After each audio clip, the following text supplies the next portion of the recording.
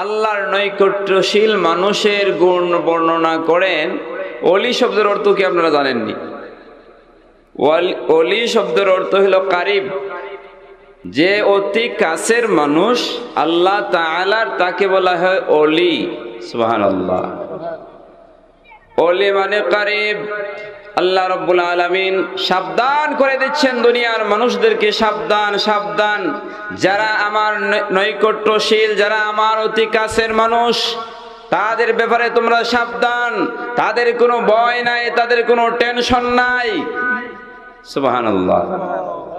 ওয়ালা হুম ইয়াহজানুন, এবং তারা চিন্তিত হবে না হাশরের ময়দানে। এই ওলি কারা? এই কথাটাই আল্লাহ রাব্বুল আলামিন পরের আয়াতে বলেন, আল্লাযীনা আমানু ওয়া কানু ইয়াত্তাকুন, যারা ঈমান এনেছে এবং যারা আল্লাহকে কন্টিনিউ ভয় করে। সুবহানাল্লাহ। এটা ওয়া কানু ইয়াত্তাকুন সরফের ভাষায় এই সিগাটা হলো বহস ইসবাত ফেইলে ইস্তিমরারি সিগা। যে মাদিটা, যে অতীতকালের সিগাটা আসে অতীত চলমান গঠমান অতীতের অর্থ দেওয়ার জন্য। যারা ভয় করতেছিল এখন আল্লাহকে ভয় করে, তাকওয়া অবলম্বন করে, তারা হলো আল্লাহর ওলি। সুবহানাল্লাহ। অনেক বড় আলেম আমি, কিন্তু আমি হালাল হারাম চিনি না। আমি নবীর সুন্নতের উপর ইস্তেকামাত না, কিন্তু একজন ড্রাইভার, রিকশাওয়ালা মানুষ আজান হইলে সে নামাজে দাঁড়াইয়া যায়, জামাতে নামাজ আদায় করেন, হালাল হারাম চিনে। কিন্তু আমি মাওলানা সাহেব, আমাকে যদি 1000 টাকা হাদিয়া কম দেওয়া হয় আমি রাগ করি, আমি টাকা ছুঁড়ে ফেলে দেই। আমার চেয়ে ওই রিকশাওয়ালা ড্রাইভার অনেক ভালো, ঠিক কিনা বলেন? তার মধ্যে আল্লাহর ভয় আছে। আল্লাহর ওলি হওয়ার জন্য আল্লাহ তাআলা 2টা গুণ বর্ণনা করেছেন। কয়টা গুণ? জোরে বলেন, কয়টা গুণ? আমি কিন্তু বাংলাদেশের কমার্শিয়াল বক্তাদের মতো বিভিন্ন এই কিচ্ছা কাহিনী অথবা গজল টজল গাইতে পারি না। গজল গাওয়াটা মন্দ না, গজল বা নাতে রাসূলকে যদি গায় 1টা 2টা গাইতে পারে, কিন্তু এখন যা শুরু হয়েছে একজন বক্তা তার ওয়াজের মধ্যে 10টা গজল গায়। আচ্ছা বলেন, আপনি গজল গাওয়াইবার জন্য আনছেন? কোরআন হাদিস থেকে উনি বিষয়ভিত্তিক কিছু কথা বলবেন। এই জন্য আমি বলি যে গজল গাওয়ার জন্য যদি আনেন তাহলে গজল অনুষ্ঠান করেন, আলাদা অনুষ্ঠান করেন, তাহলে শুধু গজলই শুনবেন। যাই হোক আমার ভাইয়েরা, আমি বলছিলাম যে আল্লাহর ওলি হওয়ার জন্য 2টা গুণ জরুরি। কয়টা গুণ বলেন? সামনাসামনি বলা যায় না। আমি যেই কথাটি বলছিলাম, সৈয়দ আফজল হোসেন সাইম ভাইয়ের মধ্যে আমি যেই গুণটা পেয়েছি, উনি একজন আবেদ মানুষ। কি মানুষ বলেন? আবেদ বলা হয় যারা নীরবে নিবৃতে আল্লাহকে ভয় করে, আল্লাহর ইবাদত করে, দুনিয়ার প্রতি যাদের মুহ ভালোবাসা কম, এরা হলো আবেদ। সুবহানাল্লাহ। উনি একজন আবেদ মানুষ। ওনার সঙ্গে সম্পর্ক হওয়ার কারণে হয়তো উনি আমাকে মায়া করেন, মহব্বত করেন, দাওয়াত দিয়েছেন। আমি আপনাদের সামনে কিছু সময় কথা বলবো, মনোযোগ দিয়ে শুনবেন তো ইনশাআল্লাহ। আমরা এই বাংলাদেশের মানুষ ইসলামের দাওয়াত পেয়েছি কাদের মাধ্যমে? এই ওলিদের মাধ্যমে, আল্লাহর নৈকট্যশীল যারা, তাদের মাধ্যমে। কিন্তু দুঃখের বিষয় হলো বাংলাদেশ সহ ইন্ডিয়ার কিছু উলামায়ে কেরাম আজ লাগামহীন কথা বলে, পীর মুরিদি হারাম, পীরের কাছে যাওয়া যাবে না, এইগুলি শিরিক। নাউজুবিল্লাহ বলেন সবাই। পীর মুরিদি নাজায়েজ, এগুলি কোথায় পেয়েছো? তুমি বই খুলো, ইতিহাস খুলো, দেখে নাও এই বাংলার জমিনে, ইন্ডিয়ার জমিনে তুমি কার মাধ্যমে ইসলাম পেয়েছো ভাই? খাজা মঈনুদ্দিন চিশতি সঞ্জারি রহমতুল্লাহ আলাইহির আগেও একজন নয়, একাধিক ওলিয়া উলিয়া এই দেশে এসেছেন। এর মধ্যে অন্যতম একজন হলেন সৈয়দ আবুল হাসান আলী দাতা এবং গঞ্জে বখশ রহমতুল্লাহ আলাইহি। কি নাম বলছি? সৈয়দ আবুল হাসান আলী দাতা গঞ্জে বক্স রহমাতুল্লাহি আলাই, ওনার জন্ম হলো 400 হিজরিতে। কয়শত হিজরিতে? 400 হিজরিতে। ওনার জন্ম হলো ইরানে। কোথায়? ইরান। ইরান থেকে উনি এসেছিলেন পাকিস্তানের লাহোরে। উনি খাজা মঈনুদ্দিন চিশতি সঞ্জানী রহমতুল্লাহ আগের ওলি, এমনকি বড় পীর মহিউদ্দিন আব্দুল কাদের জিলানী রহমতুল্লাহ আগের ওলি। সুবহানাল্লাহ। ওনার একটা বই আছে, ওনার বইয়ের নাম হলো কাশফুল মাহজুব। কি নাম বলছি? কাশফুল মাহজুব। এই বইটা পড়বেন। এই বইটা লিখতে গিয়ে উনি মুকাদ্দমার মধ্যে বলেছেন, গরিবে নওয়াজ খাজা গরিবে নওয়াজ মঈনুদ্দিন চিশতি সঞ্জানী রহমাতুল্লাহ আলাই, উনি লাহোরে গিয়েছেন জিয়ারতের জন্য। কোথায় গিয়েছেন? দাতা গঞ্জে বক্স রহমাতুল্লাহ আলাইহির মাজারের কাছে। একদিনের জন্য না, 2 দিনের জন্য না, 40 দিনের চিল্লার জন্য গিয়েছেন। সুবহানাল্লাহ। কয় দিনের চিল্লায়? 40 দিন চিল্লাই দিবেন এখানে। চিল্লা আছে কিনা বলেন? এখন তো পীরের অভাব নাই, কিন্তু চিল্লা নাই, তরিকত নাই, তাসাউফ নাই, কোন ধরনের সবক নাই, তারা ওলি। আজকে কিছু কথা বলবো। ওলি আমরা মানি কিনা বলেন? পীর মানি কিনা আমরা? পীর কেমন হওয়া লাগবে এবং পীরের কাছে মুরিদ হওয়া দরকার আছে কিনা, এই বিষয়ে কথা বলা দরকার আছে কিনা। আজকে আমরা হক কথাগুলি না বলার কারণে সালাফিরা, অরিজিনাল ওহাবিরা হক্কানি মাশায়েখদেরকে মুশরিক বলতেছে। নাউজুবিল্লাহ বলেন। আজ ইসলামী শাসক নাই, কার হাতে আমরা বায়াত গ্রহণ করব? বলেন আপনারা। শেখ হাসিনার হাতে আমরা বায়াত গ্রহণ করব? খালেদার হাতে বায়াত গ্রহণ করব? না। বায়াত আমরা শপথ করার মতো মানুষ আমার নাই। শরীয়তের বিভিন্ন বিষয় এর উপরে আমরা একজন আল্লাহওয়ালা মানুষের কাছে এই মর্মে বায়াত করি যে আমি আপনার কাছে দ্বীন শিখতে এসেছি, আমি আপনার জন্য কুরবান হয়ে গেলাম, আপনি আমাদেরকে দ্বীন শিক্ষা দেন, আল্লাহ চিনিয়ে দেন, রাসূল চিনিয়ে দেন। এই জন্যই তো আমরা যাই পীরের কাছে, ঠিক না বলেন? আমরা কি যাই ঈমান বিক্রি করার জন্য? না। আমার বাবারা, যুবক ভাইয়েরা, যেই কথাটি বলছিলাম, খাজা গরিবে নওয়াজ মঈনুদ্দিন চিশতি সঞ্জানী রহমাতুল্লাহ আলাইহি গেলেন লাহোরে, দাতা গঞ্জে বক্স রহমাতুল্লাহ আলাইহির মাজারের কাছে। চিল্লা দিলেন 40 দিনের। কত দিনের? 40 দিনের চিল্লা দিলেন, মুরাকাবা করলেন।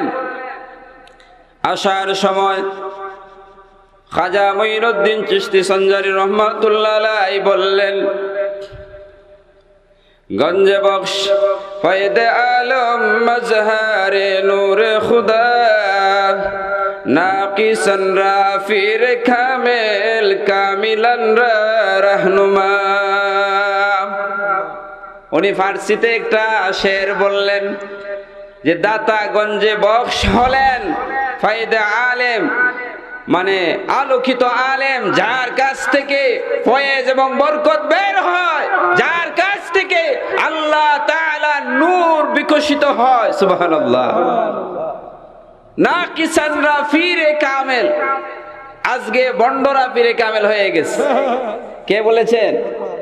খাজা মঈনুদ্দিন চিশতি রহমাতুল্লাহ আলাইহি ওই জায়গার মধ্যে দাঁড়াইয়া বলতেছে নাকিসান রাফিরে কামেল। পীর শব্দটা ফার্সি, মনে রাখবেন। পীর শব্দটা কি? ফার্সি। নাকিসান রাফিরে কামেল। নাকিস মানে কি? যারা পরিপূর্ণ না, যাদের মধ্যে ত্রুটি আছে, যারা শরীয়ত জানে না, হাকিকত জানে না, ওই সকল মানুষরা বসে দাবি করে আজকে আমরা পীরে কামেল, কামিলানরা রাহনুমা। আর যারা পরিপূর্ণ তারা লুকায়িত, তারা আজ গোপনে দাওয়াত দিচ্ছে, ঠিক কিনা বলেন? আজকে যারা হক্কানি রব্বানি পীর মাশায়েখদের কাছে আমরা যাই না, আমরা না গিয়া যাই যারা আলতু ফালতু রয়েছে তাদের কাছে। এই জন্য খাজা সাহেব আরো আগে, এখন থেকে আরো 500-600 বছর আগে আমাদেরকে সিগন্যাল দিয়ে গেছেন, নাকিসান রাফিরে কামেল। যারা অপূর্ণাঙ্গ তারা পীরে কামেল দাবি করবে, ঠিক কিনা বলেন? আল্লামা সাহেব কিবলা ফুলতুলি রহমাতুল্লাহ আলাইহি জীবন ও পীরে কামেল বলেন নাই, অন্যরা বলছে। আমার বাবারাম, ভাইয়েরা, যেই কথাটি আমি বলছিলাম যে আজ পীরের বিরুদ্ধে কথা বলা হয় যে বায়াত নাই ইসলামে। বায়াত আছে কিনা বলেন? বায়াত আছে। আমি বুখারী শরীফের একটা হাদিস দিয়ে শুরু করি। বুখারী শরীফের মধ্যে একটা হাদিস, আন্নাম উবাদাহ ইবনে সামিত রাদিয়াল্লাহু তাআলা আনহু ওয়া শাহিদা বদরান ওয়া হুয়া আহাদুন নুকাবাই লাইলাতুল আকাবা। হযরত উবাদাহ ইবনে সামিত রাদিয়াল্লাহু তাআলা আনহু, যিনি ছিলেন নবীজির জলিল কদর একজন বদরি সাহাবী। সুবহানাল্লাহ, বদরি সাহাবী। হাদিসের মধ্যে এসেছে ওয়া কানা শাহিদা বদরান। সুবহানাল্লাহ, বদরি সাহাবীদের নাম নিয়ে দোয়া করলে দোয়া কবুল হয়ে যায়।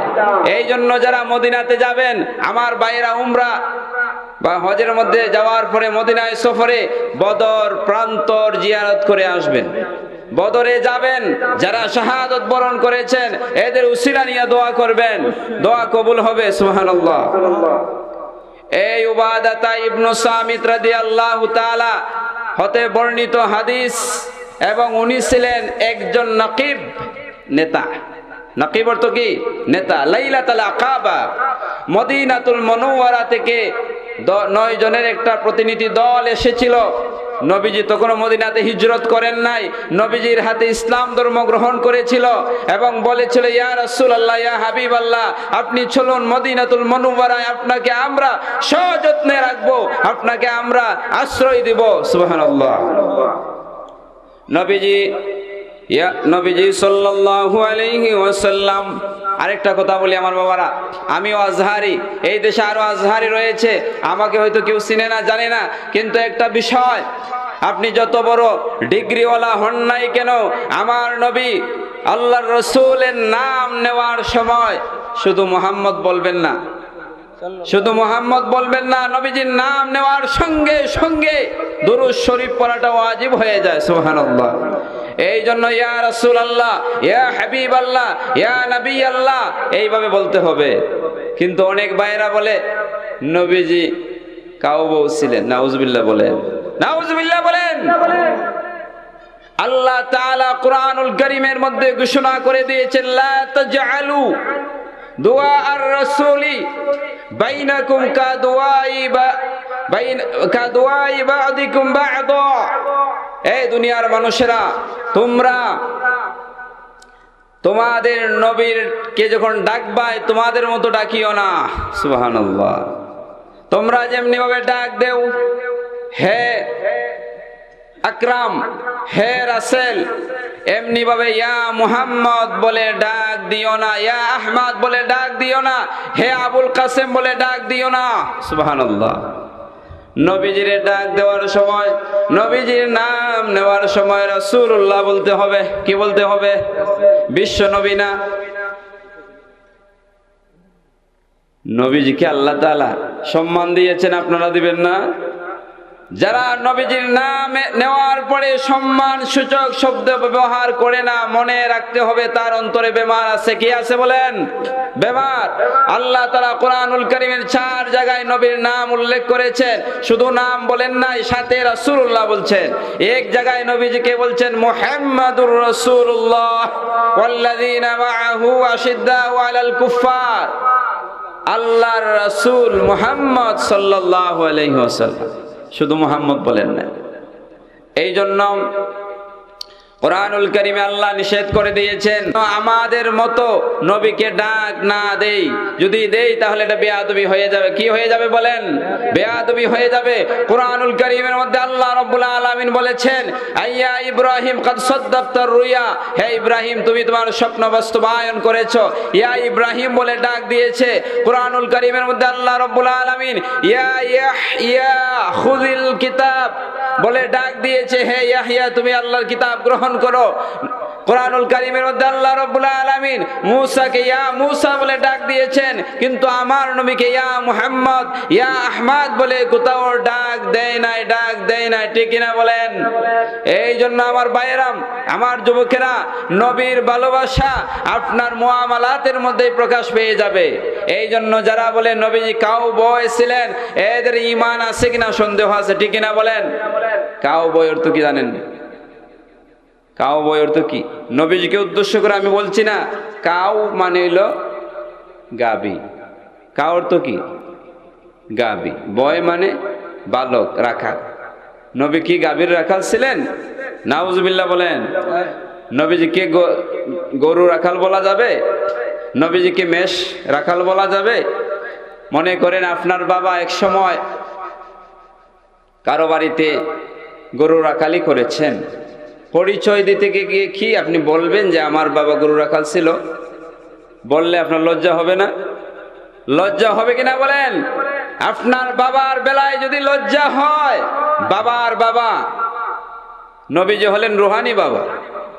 কি বলেন? নবীজি হলেন রুহানি বাবা। এই জন্য আউয়ালু মা খালাকাল্লাহু নূরি, আল্লাহ তাআলা সর্বপ্রথম নবী আমার নূর সৃষ্টি করেছেন। এর ব্যাখ্যা দিয়েছেন মিশরের একজন প্রখ্যাত আলেম ইউসুফ নাবহানী রহমাতুল্লাহ আলাইহি, আউয়ালু মা খালাকাল্লাহু রূহি।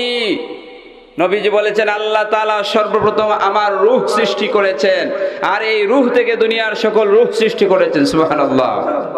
এই জন্য রুহানি জগতের সর্বপ্রথম যিনি, উনি হলেন আমার আপনার নবী মুহাম্মদুর রাসূলুল্লাহ সাল্লাল্লাহু আলাইহি ওয়াসাল্লাম। এই জন্য আমার বাবারা, আপনার বাবার বেলায় যেমনি ভাবে মন্দ কথা আপনি বলতে পারেন না, নবীজির বেলায় তো অবশ্যই না, অবশ্যই না। ঠিক কিনা বলেন? এই জন্য নবীজিকে কাউবয় যারা বলে, তাদের মধ্যে আদবের অভাব। কিসের অভাব বলেন? আদবের অভাব। আল্লাহ তাআলা যেন আমাদেরকে আদব শিক্ষা দেওয়ার তৌফিক দান করেন। আমি বলেছিলাম আকাবার একজন সদস্য উবাদাহ ইবনে সামিত রাদিয়াল্লাহু তাআলা থেকে বর্ণিত হাদিস, উনি বলেন আমি এবং কিছু মদিনার লোক নবীজির কাছে গেলাম। নবীজি বললেন বাইউনি, আমার হাতে বায়াত গ্রহণ করো। সুবহানাল্লাহ। বায়াত আসেনি ভাই হাদিসের মধ্যে? নবীজি বললেন বাইউনি, তোমরা আমার কাছে বায়াত নেও, শপথ করো আল্লাহ তুশরিকু বিল্লাহি শাইআ। এক নম্বর হলো তোমরা এই অঙ্গীকার করো, এই মর্মে শপথ করো, এই মর্মে বায়াত গ্রহণ করো, তোমরা আল্লাহর সঙ্গে কাউকে অংশীদার স্থাপন করবে না।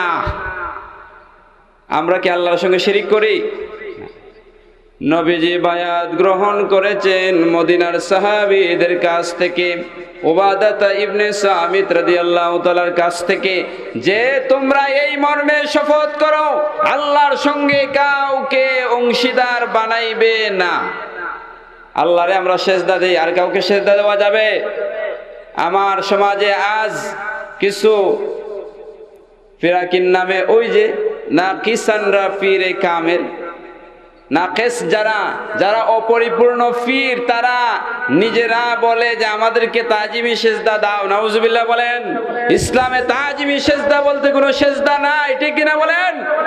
একমাত্র সেজদা দেওয়ার মালিক, সেজদা নেওয়ার মালিক হলো আল্লাহ সুবহানাহু ওয়া তাআলা, আর কেউ নয়।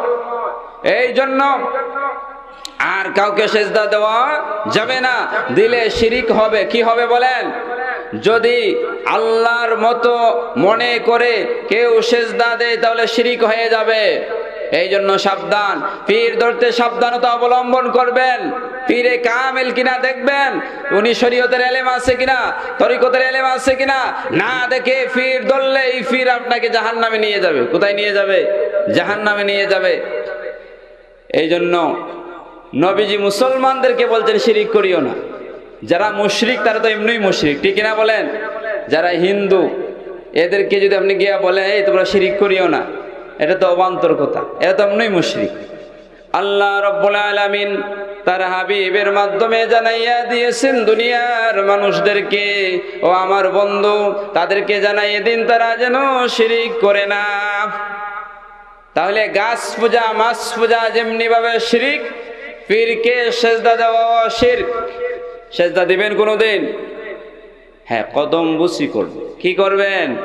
আমরা আহলুস সুন্নাহ ওয়াল জামাতের লোক, আমরা কদম বুসিরে অস্বীকার করি না। কদম মানে পা, বুসা মানে চুম্বন করা। আপনি যদি মা বাবার পায়ে চুমু দেন, অসুবিধা নাই। এমনকি পীরে কামেল যদি হয় ওনার হাতে পায়ে চুমু দেওয়া সুন্নাহ সম্মত, ঠিক কিনা বলেন? এটাকে অস্বীকার করতে কেউ পারবে না। 2 নম্বর হলো আল্লাহ তুশরিকু বিল্লাহি শাইয়্যা ওয়া লা তাসরিকু। এই মদিনার সাহাবায়ে কেরাম, ও বাতাতা ইবনু সামিত, শুনো, তোমরা চুরি করবে না। পীর সাহেবরা এই কথা বলে কিনা বলেন? পীর সাহেবরা বলে তোমরা পর্দা করবে, তোমরা সুদ খাবে না, তোমরা জেনা করবে না, তোমরা চুরি করবে না, এগুলি বলে কিনা? নবীজি বায়াত করাইতেছেন মদিনার মানুষদেরকে। 2 নম্বর হলো আল্লাহ তাসরিকু, তোমরা চুরি করবে না। এরপরে নবীজি বলতেছেন ওয়ালা তাজনু, তোমরা জেনা করবে না। কি করবে না? জেনা করবে না। এই মর্মে তোমরা আমার কাছে বায়াত হও, আমার কাছে মুরিদ হও। মুরিদ অর্থ কি ভাই? আরাদা ইউরিদু মুরিদান।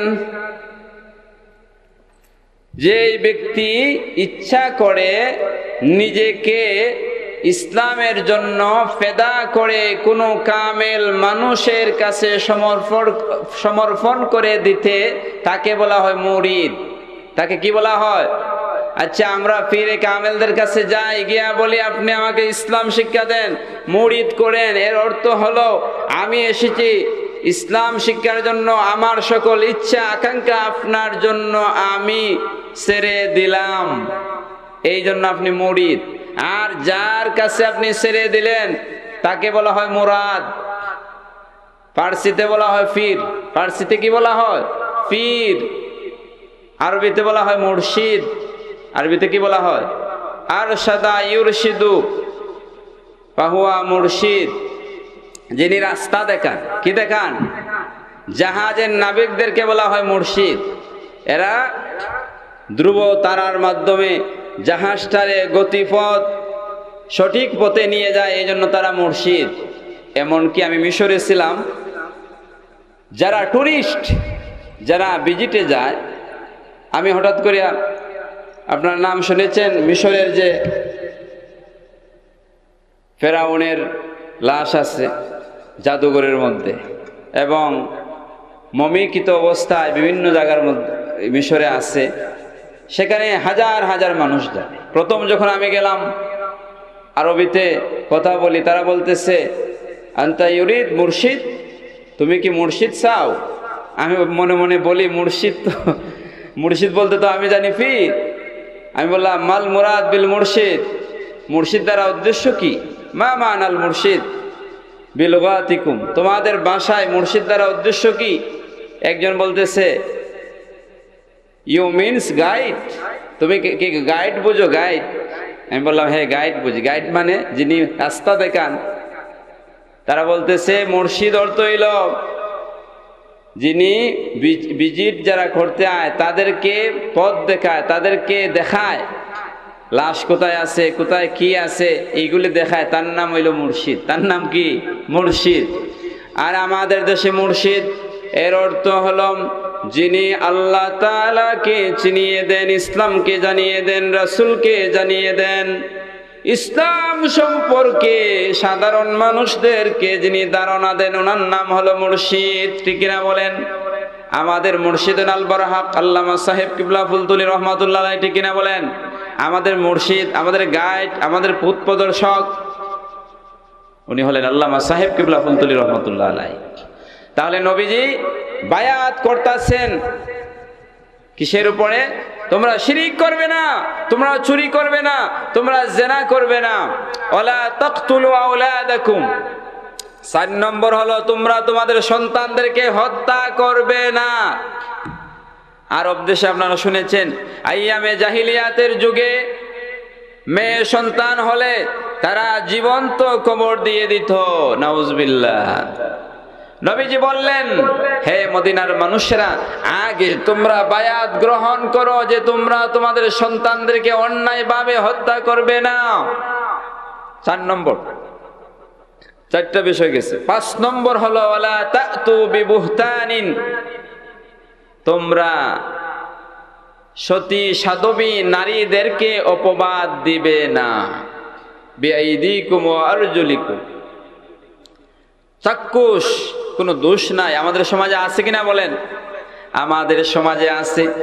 কারো সাথে আপনার শত্রুতা রয়েছে, জিদ রয়েছে, এই জন্য কোনো এক মুসলমানের সতী সাধবী কন্যা সন্তানের বিরুদ্ধে আপনি অপবাদ রটাইলেন যে অমুকের মেয়ে জিনা করেছে, আস্তা গ্রাম রটে গেল, অপবাদ হয়ে গেল। এই অপবাদ যদি আপনি প্রমাণ না করতে পারেন, ইসলামী শরীয়তে 80টা বেত্রাঘাত, কতটা বেত্রাঘাত? 80টা বেত্রাঘাত দেওয়া হবে আপনাকে। 4 জন সাক্ষী আনা লাগবে, না হলে ইসলামী শরীয়তে এই অপবাদের শাস্তি হলো 80 বেত্রাঘাত। নবীজি বললেন, ও মদিনার মানুষেরা, তোমরা আমার কাছে বায়াত শপথ করম, বায়াত করম, বায়াত হও যে তোমরা কোনো সতী সাধবী নারীদেরকে অপবাদ দিবে না। এই অপবাদ দিলে ভাইরা সাবধান সাবধান হয়ে যান। কোনো নারীর উপরে যদি কোনো ধরনের দুর্নাম ছড়ে যায়, আপনার মুখটা বন্ধ করে রাখবেন। কি করবেন বলেন? মুখ বন্ধ রাখতে পারবেন না? আপনি যদি তাল মিলান তাহলে আপনি অপরাধী। আপনি কি সাক্ষী আছে আপনার? মনে করেন একজন মহিলা খারাপ কাজ করেই ফেলছে, কানে কানে আপনি শুনছেন, কানে কানে শুনছেন, আপনি বাস্তবে দেখেন নাই। এই জন্য আপনি আপনার কানকে বলবেন, এই কান তুমি শুনেছো, আর কাউকে আমি শুনতে দিব না। যদি শোনান তাহলে আপনি অপরাধী হয়ে যাবেন।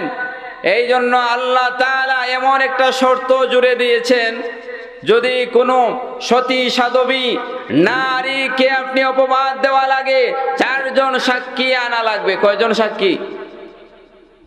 মনে করেন একজন মেয়েকে আপনি দেখছেন একটা পরপুরুষের সঙ্গে জেনায় লিপ্ত, কিন্তু ততক্ষণাৎ আপনি 4 জন সাক্ষী যদি আনতে পারেন তাহলে তার বিরুদ্ধে বিচার দাঁড় করাইতে পারবেন। আর যদি একাই দেখলেন, দেখে গিয়ে অভিভাবককে বললেন বা মানুষকে বললেন, আমি দেখে আসছি এই ছেলে এবং মেয়ে খারাপ কাজ করেছে, এর মধ্যে এরা চলে গিয়েছে, তাহলে আপনি প্রমাণ করাইতে পারবেন না, 4 জন সাক্ষী আনতে পারেন নাই। এই জন্য আপনি যদি সেটা প্রকাশ করেন তাহলে আপনাকে 80টা বেত্রাঘাত করা হবে ইসলামী শরীয়তে। নাউজুবিল্লাহ। এর অর্থ হলো, কেউ যদি শয়তানের দুখায় পড়ে খারাপ কাজ করেই ফেলেছে, আপনি দেখেছেন, আপনি চুপ থাকেন, সে যদি আল্লাহকে ভয় করে তাহলে বিচারকের কাছে যাবে। নবীজির যুগে সাহাবায়ে কেরাম অপরাধ করে নবীজির সামনে হাজির হয়ে গিয়েছে, ইয়া রাসূলুল্লাহ, ইয়া হাবিবাল্লাহ, আমি জিনা করেছি, আমাকে কোরআন অনুযায়ী শাস্তি দান করুন। দেখছেন কত বড় তাকওয়া, এটার নাম তাকওয়া। যারা গোপনে অন্যায় করেও নবীজির সামনে গিয়ে বলেছে, ইয়া রাসূলুল্লাহ, আমি অন্যায় করেছি, আমাকে শাস্তি দিন। আমাদের যুগে তো ইসলামী শাসন নাই। কেউ যদি এমন কাজ করে ফেলে তাহলে তার গোপনটা তার মধ্যেই রাখেন, এর বিচার আপনি একা নেবেন তো আপনার মাথার উপরে, আপনার উপরে 80টা বেত্রাঘাত এসে যাবে। যাই হোক, সেই দিকে আমি যাচ্ছি না। আমি বলছিলাম, নবীজি বললেন, তোমরা জিনা করবে না, তোমরা শিরিক করবে না, তোমরা চুরি করবে না, তোমরা সন্তানদেরকে হত্যা করবে না, তোমরা সতী সাধবী নারীর উপরে মিথ্যা অপবাদ দিবে না। 6 নম্বর হলো, ওয়ালা তাসু ফি মারুফ, ভালো কাজে তোমরা অন্যায় করবে না, অবাধ্য হবে না। এই 6টা বিষয়ের উপরে নবীজি মুরিদ করলেন। 6টা বিষয়ের উপরে কি নবীজি এই সাহাবায়ে কেরামদেরকে মুরিদ করলেন। তাহলে বায়াত আছে কিনা ইসলামী শরীয়তে? বায়াত আছে কিনা ভাইয়েরা? বায়াত আছে। বায়াত ইসলামী শরীয়তে আছে। কোরআনুল কারীমের মধ্যে আল্লাহ রাব্বুল আলামিন সূরা ফাতহের মধ্যে বলেছেন, ইন্নাল্লাযীনা ইউবাইয়ুনাকা ইন্নামা ইউবাইয়ুনাল্লাহ, যারা আপনার হাতে বায়াত গ্রহণ করেছে তারা মূলত আল্লাহর হাতে বায়াত গ্রহণ করেছে। সুবহানাল্লাহ। সাল্লাল্লাহু আলা মুহাম্মাদ সাল্লাল্লাহু আলাইহি ওয়াসাল্লাম, সাল্লাল্লাহু আলা মুহাম্মাদ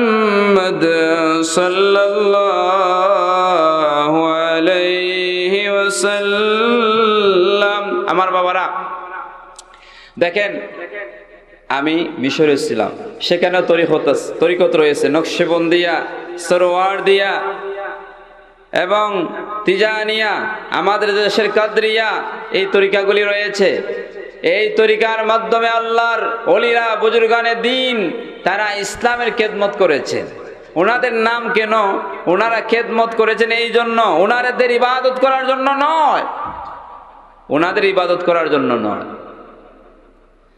আমি আগে বলেছিলাম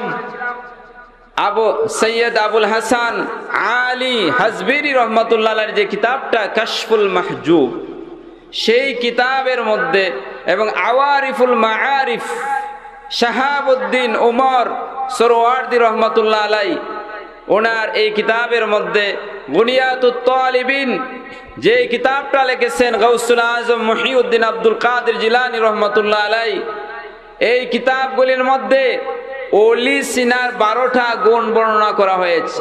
কতটা গুণ? 12টা গুণ থাকতে হবে।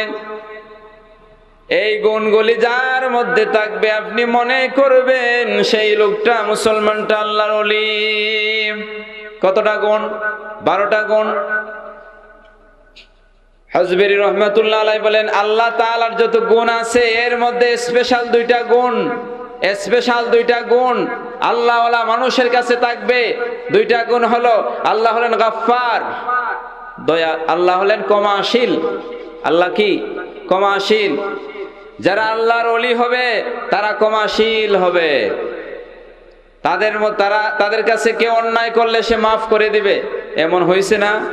দেখেন আল্লামা সাহেব কিবলা ফুলতলি রহমাতুল্লাহ আলাইহি সৈয়দপুরের জমিনে রক্তাক্ত করা হলো, তখনকার সিলেট ডিভিশনের যে কমিশনার ছিলেন উনি বলেছিলেন হুজুর আপনি অনুমতি দেন, এই গ্রামকে আমরা জ্বালিয়ে দিব, এই গ্রামের মানুষকে ধরে নিয়ে আসব।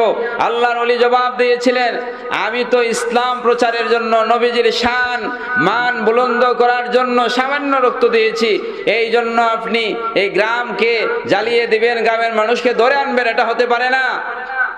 আমার নবী তায়েফের ময়দানে রক্তাক্ত হয়েছেন কিন্তু বদদুয়া করেন নাই, আমিও বদদুয়া করি নাই, আমি মাফ করে দিলাম। সুবহানাল্লাহ। তাহলে আল্লাহর ওলিদের মধ্যে আল্লাহ তাআলার যে গুণ আছে এর মধ্যে অন্যতম একটা গুণ ক্ষমা থাকবে। সংক্ষেপে আমি বলছি, 2 নম্বর হলো আল্লাহ তাআলার একটা উপাধি হলো আল্লাহ সাত্তার, আল্লাহ গোপনে রাখেন। আমরা যে গুনাহ করি এই গুনাহগুলি যদি আল্লাহ মানুষের সামনে প্রকাশ করে দিতেন তাহলে আমরা লজ্জায় বাঁচতে পারতাম না, ঠিক কিনা বলেন? আপনি একটু চিন্তা করেন, গোপনে অনেক অন্যায় আমরা করি যে অন্যায় মানুষ দেখে না, অনেক অন্যায় আছে, অপরাধ আছে যে অন্যায়গুলি মানুষ দেখে না, কিন্তু আল্লাহ তাআলা কিরামান কাতিবিনের মাধ্যমে এগুলি হেফাজত করে রেখেছেন, অথবা আল্লাহ মাফ করে দেন। আমরা যখন তওবা করি আল্লাহ মাফ করেন কিনা? আমরা বলি ইয়া সাত্তারাল উয়ুব উস্তুর উয়ুবানা, হে গোপনকারী আল্লাহ আমাদের আয়েবগুলি আমাদের দোষগুলি মাফ করে দাও। সুবহানাল্লাহ। যিনি আল্লাহর ওলি হবেন তার মধ্যে গোপনীয়তা থাকবে। কি গোপনীয়তা? সে মানুষের দোষ ত্রুটি গোপন করে রাখবে। দেখবেন যারা আল্লাহওয়ালা মানুষ এরা মানুষের ত্রুটি বলে না। তাহলে আল্লাহ তাআলার গুণ থেকে এই 2টা গুণ আল্লাহর ওলিদের মধ্যে থাকবে। এবং নবী আকরাম সাল্লাল্লাহু আলাইহি ওয়াসাল্লামের যত গুণ আছে এগুলি তো থাকবে, স্পেশাল ভাবে 2টা গুণ দেখবেন। নবীজি ছিলেন রাফিক, নবী ছিলেন শাফিক। নবীর কাছ থেকে এই 2টা গুণ আল্লাহর ওলিদের মধ্যে থাকবে। রাফিক শব্দের অর্থ হলো বন্ধু বানানো। কি? যারা আল্লাহওয়ালা মানুষ, আল্লাহর ওলি মানুষ, এরা যে কোনো সমাজে গেলে মানুষকে ম্যানেজ করে মানুষরে বন্ধু বানাইয়া ফেলতেন। সুবহানাল্লাহ। আমি নিজে দেখছি। আল্লামা সাহেব কিবলা ফুলতলি রহমাতুল্লাহর কথা বারবার বলছে, এই জন্য ওনাকে কাছ থেকে আমরা দেখতে পেয়েছি। শুধু উনি নয়, উলিয়াদের জীবনী দেখলে পাওয়া যায় এরা একটা সমাজে গেলে সমাজের অনেক মানুষকে ওনাদের কাছে জায়গা দিতেন, দিয়া ওনাদেরকে এমন সুন্দরভাবে বুঝাইতেন ইসলামের বাণী দিয়ে, মানুষ এদের বন্ধু হয়ে যাইত। সুবহানাল্লাহ। তাহলে আল্লাহওয়ালা মানুষ যারা, এদের মধ্যে নবীজির দুইটা গুণ থাকবে। একটা হলো সে রাফিক হবে, মানুষের বন্ধু বানাইবে। আরেকটা গুণ হলো নবীজির শাফিক, নবীজি ছিলেন দয়ালু। নবীজি কি ছিলেন? দয়ালু। আল্লাহওয়ালা মানুষ হয় দয়ালু। যত ওলিয়া উলিয়া আছে দেখেন, এদের জীবনী খুঁজেন। খান্দুরা হাবিলের মূল যারা ছিল, এদের জীবনী খুঁজেন, দেখেন এরা মানুষকে দয়া করেছে। দয়া, ঠিক কিনা বলেন? আমাদের বড় সাহেব কিবলা, উনি একজন দয়ালু মানুষ। উনি যুগের হাতিম, তাই ঠিক কিনা বলেন? ওনার মাধ্যমে কোটি কোটি মানুষ হাদিয়া পায়, তুহফা পায়। এমনকি এখনো আমরা এই বয়সে যখন যাই এখানকার মধ্যে, উনি শেষ দিনে অথবা ওনার সঙ্গে সাক্ষাতে গেলে উনি একটা তাসবিহ ধরাইয়ে দেন, 100 টাকা ধরিয়ে দেন, একটা গল্লা ধরাইয়ে দেন, কাউকে 1000 টাকা দেন, মাথায় হাত বুলিয়ে দেন। এটা হলো নবীজির গুণ। সুবহানাল্লাহ। দুইটা গুণ আল্লাহর পক্ষ থেকে, আল্লাহর গুণগুলির মধ্যে দুইটা গুণ, নবীজির গুণ থেকে দুইটা গুণ স্পেশাল ভাবে থাকবে।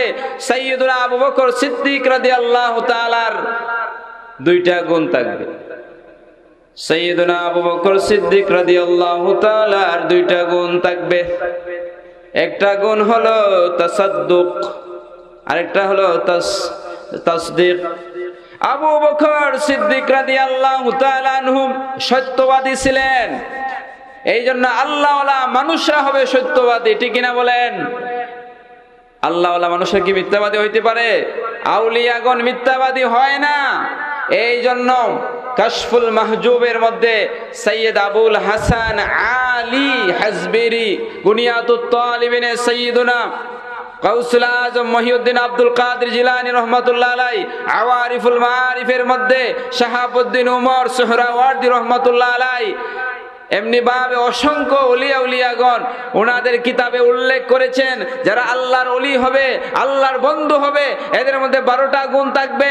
2টা গুণ আল্লাহর পক্ষ থেকে স্পেশাল ভাবে, 2টা গুণ নবীজির, 2টা গুণ সাইয়্যিদুনা আবু বকর সিদ্দিকের। একটা হলো সত্যবাদী হওয়া, সাইয়্যিদুনা আবু বকর ছিলেন সত্যবাদী, ঠিক কিনা বলেন? আরেকটা হলো তাসাদ্দুক। সাইয়্যিদুনা আবু বকর সিদ্দিক রাদিয়াল্লাহু তাআলা আনহু দান করেছেন, ও কাতরে দান করেছেন। এই জন্য যারা আল্লাহর ওলি হবে তারা বেশি বেশি দান করবে, ঠিক কিনা বলেন? সেই 80-র দশকে আল্লামা সাহেব কিবলা ফুলতুলি রহমাতুল্লাহ আলাইহি ওনার সম্পদের একটা অংশ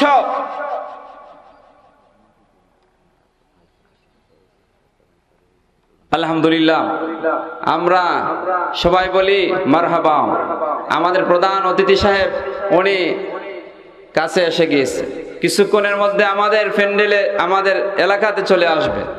প্রধান অতিথি যিনি আল্লামা সাহেব কিবলা ফুলতুলি রহমাতুল্লাহ আলাইহির সুযোগ্য নাতি মাওলানা মুস্তাফা হাসান চৌধুরী গিলমান ভাই, উনি কিছুক্ষণের মধ্যেই সাতিয়ান খান্দুরা হাবিলের মধ্যে উপস্থিত হবেন। আমরা সবাই বলি আলহামদুলিল্লাহ।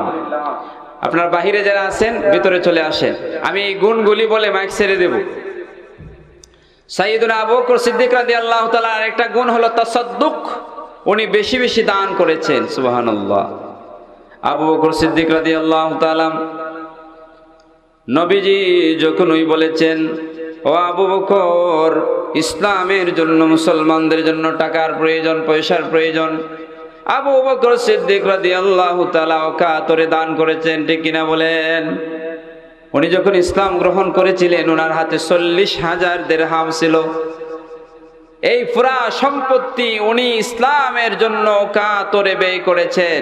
সাইয়্যিদুনা বিলাল সহ অনেক সাহাবায়ে কেরাম যারা কি ছিলেন, বিভিন্ন কাফেরদের হাতে বন্দী ছিলেন, ওনাদেরকে মুক্ত করেছেন, দাস মুক্ত করেছেন সাইয়্যিদুনা আবু বকর সিদ্দিক রাদিয়াল্লাহু তাআলা। এই জন্য আমার বাবারা, যারা আল্লাহর ওলি হবেন এরা দানশীল হবেন, দান করবেন। সাইয়্যিদুনা ওমর রাদিয়াল্লাহু তাআলা ওনার অনেক গুণ ছিল, এদের মধ্যে সাইয়্যিদুনা ওমর রাদিয়াল্লাহু তাআলার গুণগুলির মধ্যে 2টা গুণ আল্লাহর ওলিদের মধ্যে থাকবে। একটা হলো আদালত, আরেকটা হলো শুজাআত। সাইয়েদুনা ওমর রাদিয়াল্লাহু তাআলা ছিলেন আদেল, দুনিয়ার যত ন্যায়পরায়ণ শাসক ছিল এর মধ্যে অন্যতম একজন ন্যায়পরায়ণ শাসক ছিলেন, ঠিক কিনা বলেন? এই জন্য আল্লাহওয়ালা মানুষ যারা, আল্লাহর ওলি যারা, এরা ন্যায়পরায়ণ হবে, এরা বেইনসাফ করবে না।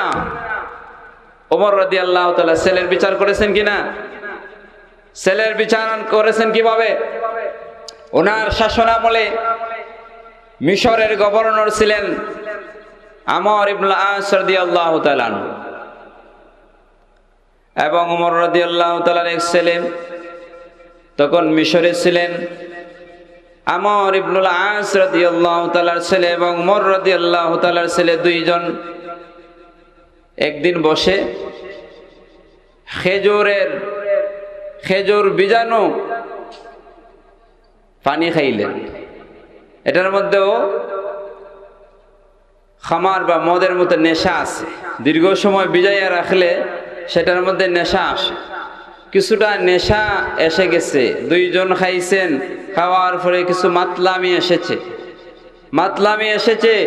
এই সংবাদ মিশরের গভর্নর আমর ইবনুল আস রাদিয়াল্লাহু তাআলার কাছে গেছে। আমর ইবনুল আস রাদিয়াল্লাহু তাআলা আনহু নিজের ছেলের বিচার করেছেন, কিন্তু ওমর রাদিয়াল্লাহু তাআলার ছেলের বিচার করেন নাই। এই সংবাদ, এবং আরেকটা সংবাদ হলো মিশরেই ওমর রাদিয়াল্লাহু তাআলার যুগে আমর ইবনুল আস রাদিয়াল্লাহু তাআলার এক ছেলে এক খ্রিস্টানের ছেলেকে আঘাত করেছিলেন। আঘাত করার পরে আমর ইবনুল আস রাদিয়াল্লাহু তাআলা নরমাল একটা বিচার করলেন।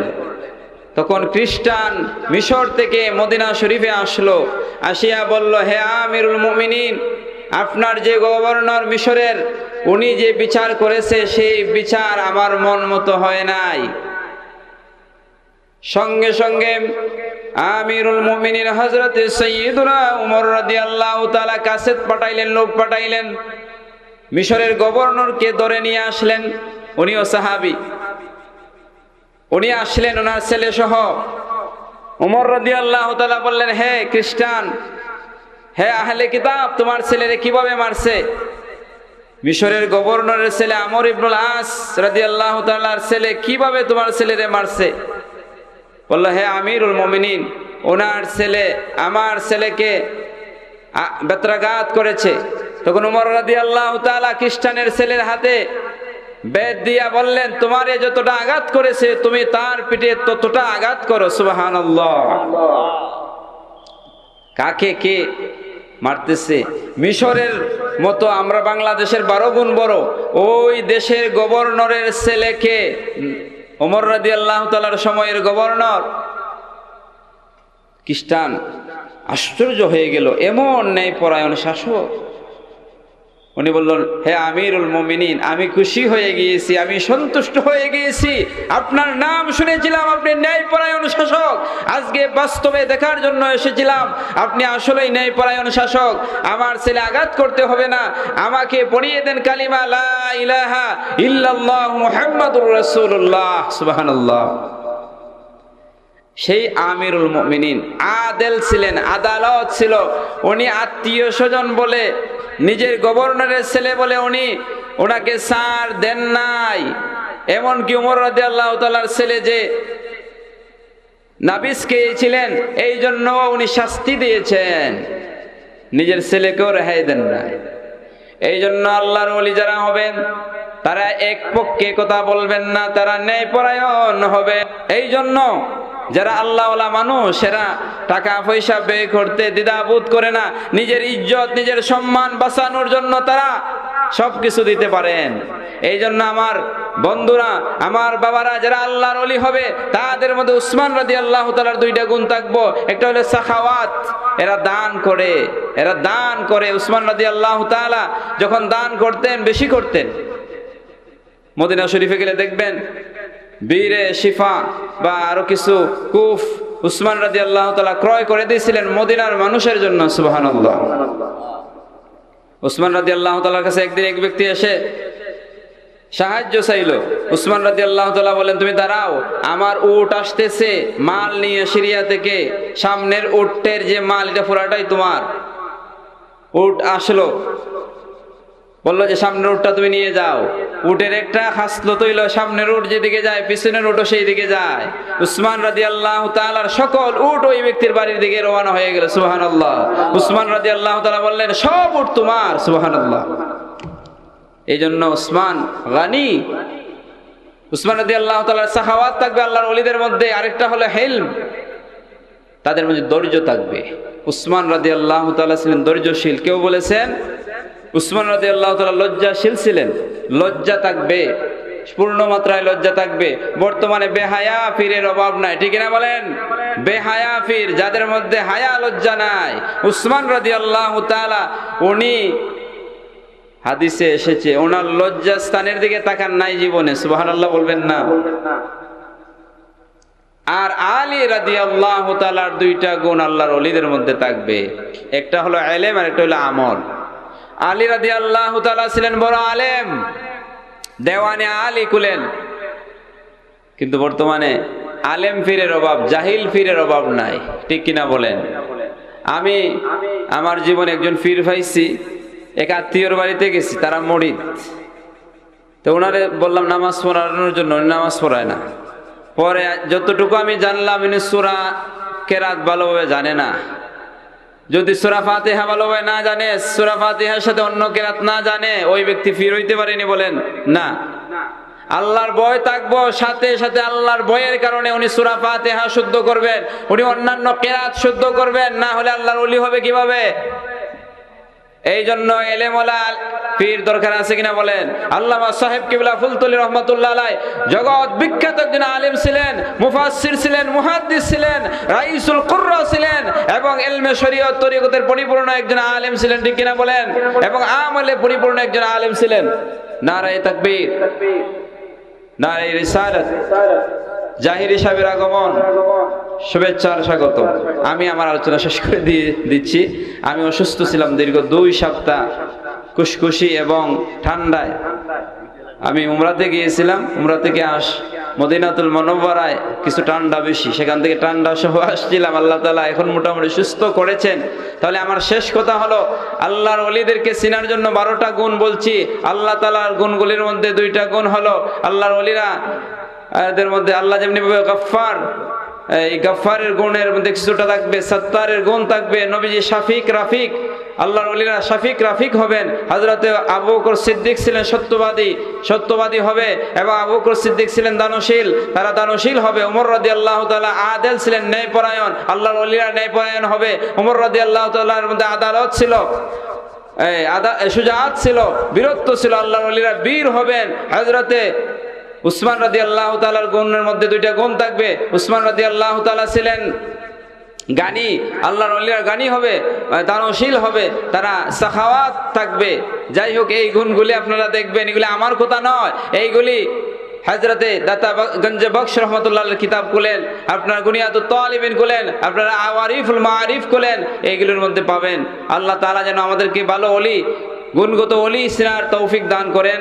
ওয়া মা তৌফিক ইল্লা বিল্লাহ। আসসালামু আলাইকুম ওয়া রাহমাতুল্লাহ।